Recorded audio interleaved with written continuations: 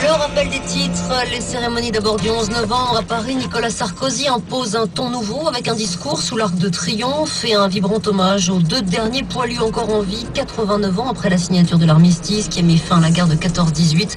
Un conflit qui a fait 10 millions de morts, dont 1,5 million en France. Richard Gasquet a perdu son premier match battu par l'Espagnol Nadal en 3-7, 4-6, 6-3, 6-4.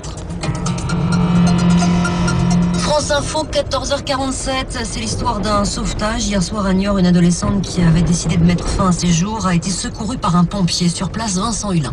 Sapeur-pompier à Niort, Laurent Guillotot, rentré d'une intervention, est passé par hasard en début de soirée, place de la Brèche à Niort. Lorsqu'il a vu un attroupement, une adolescente venait de grimper sur une grue de chantier. En quelques secondes, le pompier est harnaché et s'élance à son tour. La suite, c'est lui qui nous la raconte. Arrivé en haut, la jeune fille m'a aperçu et a pris un petit peu frayeur parce que elle s'attendait pas à me voir aussi vite. J'ai commencé à l'appeler et là, elle a commencé à prendre contact avec moi-même, mais tout en continuant sa progression vers l'arrière de la grue. Je lui ai demandé de s'arrêter, qu'on pouvait parler tranquillement. Elle s'est arrêtée, elle m'a parlé, elle me dit qu'elle voulait pas me voir. Elle a commencé à enjamber le pare-fou.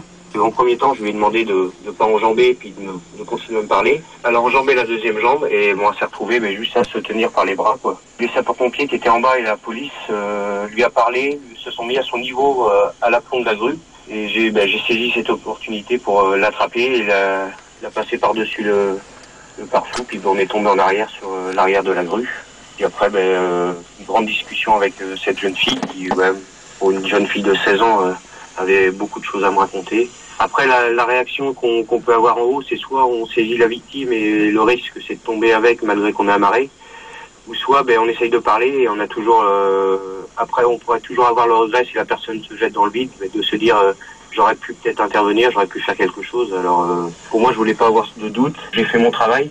C'est une passion, c'est mon travail et je pense que je l'ai bien fait hier. C'est pas Laurent Guillotot qui a été chercher cette jeune fille, c'est un sapeur-pompier de Niort et je pense que ça peut remontrer qu'on est toujours utile et que l'image des sapeurs-pompiers en France. Encore sous le choc, la jeune fille a fini par remercier son sauveur. Laurent Guillotot, lui, ne se considère pas comme un héros et comme tous les ans, il vient tout naturellement de commencer sa tournée des calendriers.